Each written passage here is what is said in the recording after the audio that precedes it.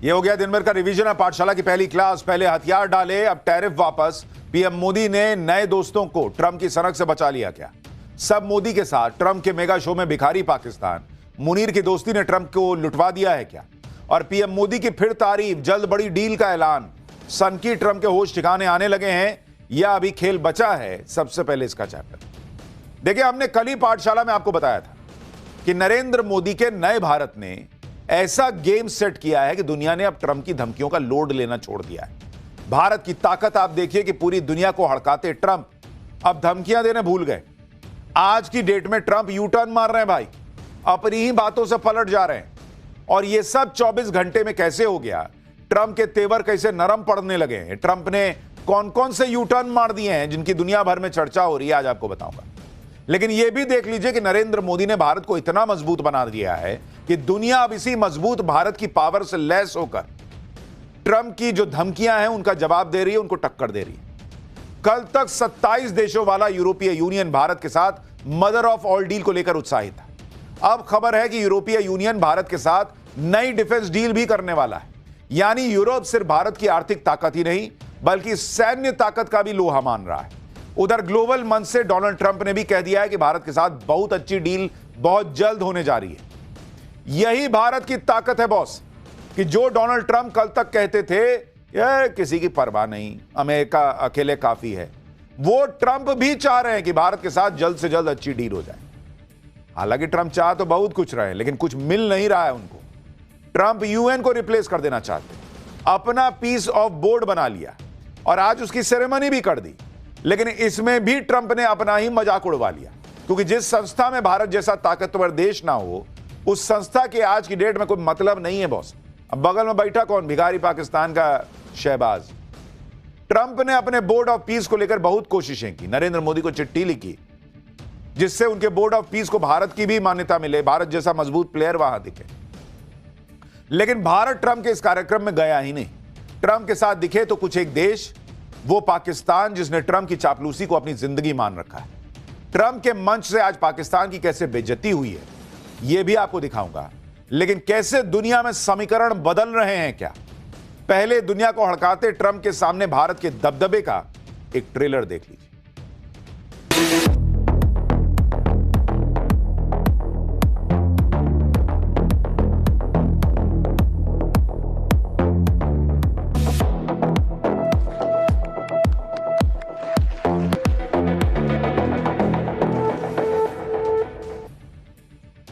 Boss, अब भारत का जलवा देखिए कि जिस यूरोप को ट्रंप हड़का रहे थे वो यूरोप खुल्लम खुल्ला कहने लगा कि वो टैरिफ की धमकियों से नहीं डरता क्योंकि भारत उसके साथ है, वो भारत के साथ डील कर लेगा।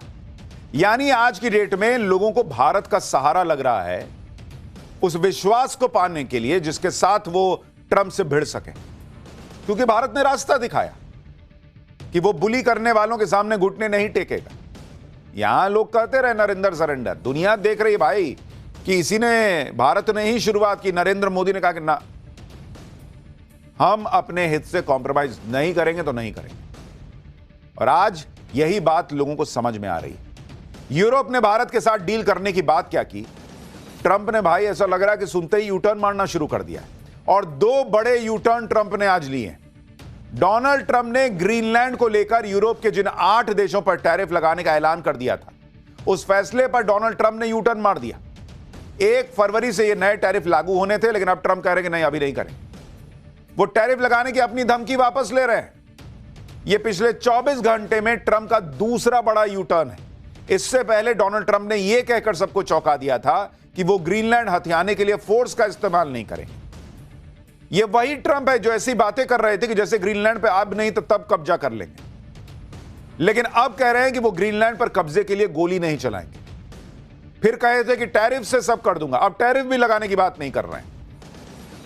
ग्रीनलैंड लेने के लिए ट्रंप ने टैरिफ को हथियार बनाया था। इसी को लेकर यूरोप पर टैरिफ लगाने की बातें हुई थी। लेकिन अब ट्रंप ग्रीनलैंड के मामले में टैरिफ लगाने पर पलट गए। सवाल यह है कि जो डोनाल्ड ट्रंप टैरिफ को ब्रह्मास्त्र मान रहे थे, अचानक टैरिफ लगाने से पीछे क्यों हट गए? इसका जवाब है भारत के प्रधानमंत्री नरेंद्र मोदी। देखिए, ट्रंप प्लान बनाए बैठे थे कि यूरोप को टैरिफ से डराएंगे, ग्रीनलैंड मिल जाएगा। लेकिन इस धमकी के बीच यूरोप को भारत के साथ सबसे बड़ी डील का साथ मिल गया। वो डील जिसे Europe mother of all deal कह रहा है, जिसके भरोसे यूरोप ने ट्रंप के टैरिफ का कोई लोड नहीं लिया। भाई ट्रंप को भी ना समझ में आ रहा है कि रशिया से बन नहीं रही, चाइना से कभी बनी नहीं, रशिया चाइना भारत साथ आ रहे हैं, और अब आप पूरा यूरोपीय यूनियन जो है, जिसमें से कई नेटो के सदस्य देश हैं जो अमेरिका के साथ खड़े रहे हैं, सब बम के हुए हैं कि क्या ही बोल रहा है ये आदमी। कोई गाली दे रहा है, कोई गैंगस्टर बता रहा है, और सब भारत से सटने को तैयार है। तो भाई अकेला न रह जाएगा। इन देशों को समझ में आ गया कि कैसे नरेंद्र मोदी ने ट्रंप के सबसे ज्यादा टैरिफ लगाने वाले बार को बेअसर किया। सबको हथियार मिल गया कि अरे भैया, अगर अपना बिजनेस सही है तो ट्रंप के टैरिफ का लोड नहीं है। टैरिफ से भारत को ज्यादा नुकसान नहीं होने दिया नरेंद्र मोदी ने। उल्टे पीएम मोदी एक एक करके भारत के लिए नए बाजार खोलते चले गए। यह सब देखकर यूरोप के देशों को भी समझ में आ रहा है कि अगर भारत की राह पर चलेंगे तो ट्रंप के टैरिफ वॉर से भिड़ा जा सकता है, और अगर ऐसा नहीं करेंगे तो ट्रंप के टैरिफ वाले नखरे उठाने पड़ेंगे। जब टैरिफ के डर को साइड कर यूरोप ने ट्रंप के खिलाफ मोर्चा खोल दिया तो ट्रंप को समझ में आने लगा कि अरे भैया ये तो दांव उल्टा पड़ रहा है। तो उन्होंने भी धीरे से यू टर्न मार दिया, क्योंकि भाई साहब को बात पलटने में तो एक सेकंड नहीं लगता। वो अपना कह दिए, पहले बोले हथियार यूज नहीं करेंगे, अब टैरिफ भी हटा रहे हैं। ट्रंप अब कह रहे हैं कि वो यूरोप से नई डील करेंगे, भारत के साथ अच्छी डील करेंगे। हर किसी से दुश्मनी लेने वाले ट्रंप की टोन अब धीरे धीरे बदलती लग रही है। दावोस जाकर डोनाल्ड ट्रंप पीएम मोदी की तारीफ कर रहे हैं। भारत से ट्रेड डील के सवाल पर डोनाल्ड ट्रंप कह रहे हैं कि मैं नरेंद्र मोदी का बहुत सम्मान करता हूं, वो शानदार इंसान और मेरे अच्छे दोस्त हैं। हम लोग बहुत अच्छी डील करने वाले हैं बहुत जल्द। इधर ट्रंप भारत से डील की बात करने लगे। अभी कुछ दिन पहले तो धमका रहे थे कि ना इतना टैरिफ लगा दूंगा तो 500%, तो 200%, तो 1000, लाख, जितना परसेंट भाई का मन करे लगाने की बात कर देते हैं।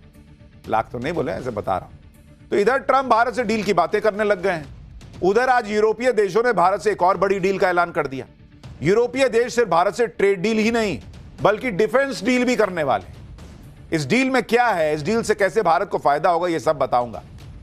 अगले हफ्ते भारत और यूरोपियन यूनियन के बीच फ्री ट्रेड एग्रीमेंट होने के पूरे चांस हैं। उसी के साथ ही भारत और यूरोपीय यूनियन के बीच सिक्योरिटी और डिफेंस पार्टनरशिप वाली डील भी साइन होगी। नए एग्रीमेंट के तहत समुद्री सुरक्षा, आतंकवाद से मुकाबला और साइबर डिफेंस में सहयोग बढ़ेगा। इससे समंदर में चीन की आक्रामक नीति को भी टक्कर दी जा सकेगी। आतंकवाद के मुद्दे पर भारत और यूरोप का एक मंच पर आना पाकिस्तान के लिए बड़ा झटका है। काउंटर टेररिज्म सहयोग बढ़ने से आतंकी नेटवर्क पर वैश्विक दबाव बनेगा। यूरोप के साथ आने से आतंकवाद के मुद्दे पर पाकिस्तान की अंतर्राष्ट्रीय लॉबिंग और कमजोर होगी। भारत और यूरोप मिलकर टेक्नोलॉजी, सेमीकंडक्टर और साइबर सिक्योरिटी में मजबूत पार्टनर बनेंगे और चीन के दबदबे को भी चुनौती देंगे। भारतीय डिफेंस कंपनीज को यूरोप में अपना प्लांट सेटअप करने में बड़ी छूट मिल सकती है। भारत की डिफेंस कंपनियां यूरोप की कंपनियों के साथ मिलकर प्रोडक्शन कर सकेगी। डिफेंस के क्षेत्र में तेजी से टेक्नोलॉजी ट्रांसफर हो सकेगा। यानी यूरोप के तौर पर भारत को एक मजबूत डिफेंस पार्टनर भी मिलने जा रहा है। नया बाजार तो मिल ही रहा है, नए ग्राहक तो मिल ही रहे हैं, साथ ही नया डिफेंस पार्टनर भी मिल रहा है। भारत की बढ़ती सैन्य ताकत और उसके स्वदेशी हथियारों का फायदा यूरोप भी उठा सकेगा। यूरोपीय देश भारत के साथ डील पर डील कर रहे हैं। कभी जर्मनी के चांसलर भारत आ रहे हैं, कभी पोलैंड, कभी स्पेन के नेता आ रहे हैं। आप देखिए यूरोपीय देश कैसे भारत को अहमियत दे रहे हैं। आज ही विदेश मंत्री एस जयशंकर ने अलग अलग यूरोपीय देशों के राजदूतों से एक साथ मुलाकात की, और यह मुलाकात के बाद की तस्वीर है। आप देखिए एक साथ कितने देशों के राजनयिक भारत के विदेश मंत्री से बातचीत करने पहुंचे हुए। यह भारत और यूरोपीय यूनियन के बीच होने वाली मेगा डील से पहले की तैयारियां हैं, और इस मुलाकात में दुनिया में मची उथल पुथल पर चर्चा हुई। कैसे भारत और यूरोप मिलकर दुनिया में आए आर्थिक संकट से निपट सकते हैं, कैसे सप्लाई चेन को ठीक कर सकते हैं, कैसे ट्रेड और सिक्योरिटी डील के जरिए ग्लोबल ऑर्डर को स्थिरता दे सकते हैं, इस सब पे बातचीत हुई। और यह जमावड़ा तब लगा है जब यूरोप के देश ट्रंप से भिड़ रहे हैं, लड़ रहे हैं, ट्रंप से दूर जा रहे हैं, ट्रंप को भाव नहीं दे रहे हैं। तो ट्रंप को भी दिखना रहा है बॉस कि सब छोड़ छोड़ के जा रहे हैं। ये चल क्या रहा है? अभी कल एक तस्वीर आई थी, ट्रंप जब वहां दावोस पहुंचे, अकेले बेचारे चले जा रहे हैं, कुछ स्वागत के लिए भी नहीं खड़ा है। आप देखिए भारत से डील करने के लिए यूरोप में कैसे मेगा तैयारियां हो रही। यूरोपियन यूनियन के नेता अपने साथ 90 मेंबर्स का बड़ा डेलीगेशन भारत ला रहे हैं। इसमें ईयू यानी यूरोपियन यूनियन की विदेश और सिक्योरिटी नीति की प्रमुख भी शामिल हो। ट्रेड कमिश्नर आएंगे, एनर्जी इंडस्ट्रियल पॉलिसी को संभालने वाले बड़े अधिकारी आएंगे। यूरोप से डील करने पर भारत को सेफ फंड्स का सपोर्ट मिल सकता है। यह ऐसा फंड होता है जो कम से कम समय में रक्षा जरूरतों को पूरा करने में आर्थिक मदद करता है। सेफ फंड्स करीब 13.5 लाख करोड़ रुपए का है। यानी भर यूरोप में चल रहा है भाई कि चल चल भाई भारत चला जाए, कुछ बढ़िया डील करके आया जाए। अगले हफ्ते भारत में दुनिया के बड़े नेताओं और डिप्लोमेट्स का बड़ा मेला लगने वाला है। भारत में बड़ा ग्लोबल इवेंट होने वाला है जिस पर पूरी दुनिया की नजर रहेगी। कुछ दिन पहले जर्मनी के चांसलर फ्रेडरिक मर्ज भारत आए। भारत का जलवा देखकर अब वो दावोस के मंच से भारत की तारीफ कर रहे हैं, भारत से डील को जरूरी बता रहे हैं। जर्मनी के चांसलर कह रहे हैं कि मैं 1 सप्ताह पहले भारत में था और मुझे इसमें कोई संदेह नहीं कि महाशक्तियों का युग हम सभी के लिए और उन सभी देशों के लिए एक अवसर प्रस्तुत करता है जो मनमानी शासन व्यवस्था के बजाय नियमों का समर्थन करते हैं और संरक्षणवाद और अलगाववाद की तुलना में मुक्त व्यापार में लाभ देखते हैं। यानी जर्मनी के चांसलर खुद मान रहे हैं कि यह वो वक्त है जब बड़े देशों को एक हो जाना चाहिए और ट्रंप की मनमानी नीतियों को तगड़ा जवाब देना चाहिए। आज की डेट में पीएम मोदी ने भारत को इतना ताकतवर बनाया है कि हर देश भारत के साथ जुड़ना चाहता है। ग्लोबल लेवल पर पीएम मोदी का डंका बज रहा है। आप देखिए British news agency the economist ने पीएम मोदी के लिए क्या छापा है। द इकोनॉमिस्ट ने हेडिंग दी है the remarkable recovery of Narendra Modi.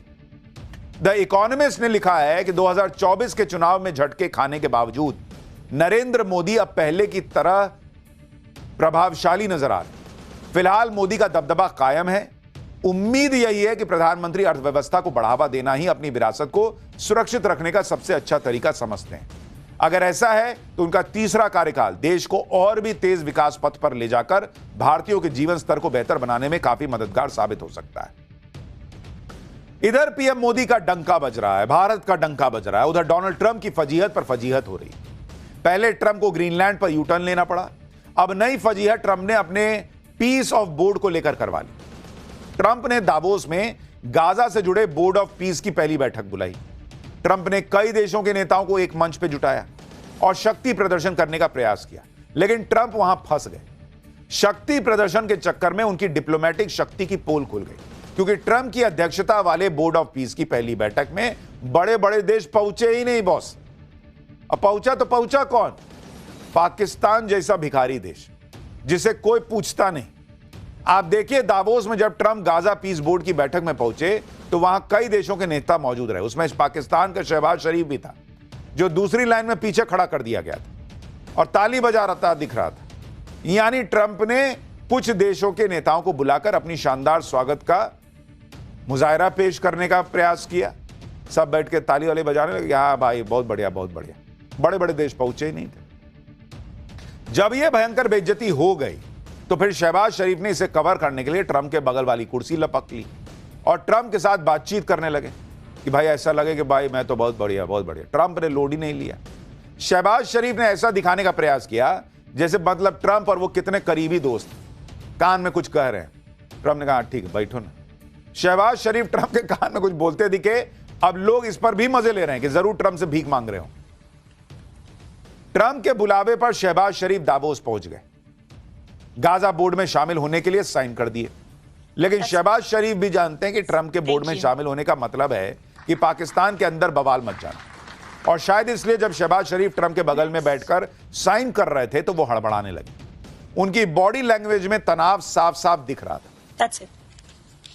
लेकिन ट्रंप को नाराज करके भी शहबाज शरीफ कहां बच पाते। आप देखिए दावोस में शहबाज ने ट्रंप की चापलूसी में कोई कमी नहीं छोड़ी। जब ट्रंप बोर्ड ऑफ पीस के लिए साइन कर रहे थे तो शहबाज शरीफ उनके पीछे जाकर खड़े हो गए और ऐसा दिखाने लगे कि वही ट्रंप के राइट हैंड टाइप है। लेकिन भाई दिखते ही ऐसे है जैसे मतलब क्या बोलूं, अब मैं थोड़ी जान दीजिए। कमाल की बात यह है कि दावोस में जहां दुनिया का बड़ा आर्थिक मेला लगा हुआ है वहां शहबाज शरीफ मुनीर को भी अपने साथ ले आए। सवाल उठेगा कि फील्ड मार्शल सेना का आदमी वहां क्या कर रहा है, लेकिन मुनीर को ट्रंप की चापलूसी भी तो करनी है, तो दोनों पहुंच गए भाई। एक और तस्वीर देखिए, इसमें पाकिस्तान के पीएम डोनाल्ड ट्रंप के साथ बातचीत के दौरान सामने किसी की तरफ इशारा करते हैं। लोग कह रहे हैं कि जरूर शहबाज शरीफ ट्रंप को सामने बैठे मुनीर के बारे में बता रहे हो कि देखो वो जो आपका वो बहुत चापलूसी करता है, वो मुनीर भी साथ में आया हुआ। वो देख के खुश हो गया ट्रंप। सोचिए जो देश कर्जे के दम पे चल रहा है उसके पीएम, मंत्री, सेना प्रमुख सब दावोस गए हैं, इस पर भी पाकिस्तानी मीडिया में मजाक उड़ रहा है। कि खाने को रोटी नहीं है, तुम दावोस में डील क्या करोगे? ये प्लेन भर भर के दावोस जा रहे हैं, कौन बात के लिए? देखिए, दावोस जाने से सिर्फ पाकिस्तान की बेइज्जती नहीं हो रही, बल्कि डोनाल्ड ट्रंप की भी फजीहत हो रही है, क्योंकि जिस मंच पर पाकिस्तान जैसे देश होंगे, उस मंच को सीरियसली लेगा कौन? ट्रंप ने इतनी मुश्किल से कुछ देशों के नेताओं को जुटाया, लेकिन वहां पाकिस्तान की मौजूदगी ने सब गुड़ गोबर कर दिया। ऊपर से ट्रंप ने जिन देशों को बुलाया, उसमें दुनिया की महाशक्ति माने जाने वाले बड़े बड़े देश थे ही नहीं। जो डोनाल्ड ट्रंप पूरी दुनिया में अपना सिक्का चलाना चाहते हैं, उनके मंच पर कुछ ही देशों के नेता दिखे। और कौन कौन से देश के नेता वहां पर मौजूद रहे?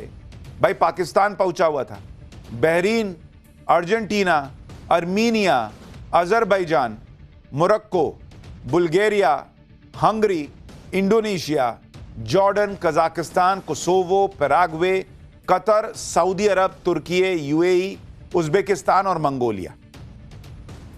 ट्रंप की इतनी हनक होती तो एक बार में दुनिया के ज्यादातर देश लाइन में लग गए होते, लेकिन ट्रंप को भी रियलिटी चेक हो गया कि दुनिया हनक और सनक से नहीं चलती बॉस, एक दूसरे को इज्जत देने से चलती है।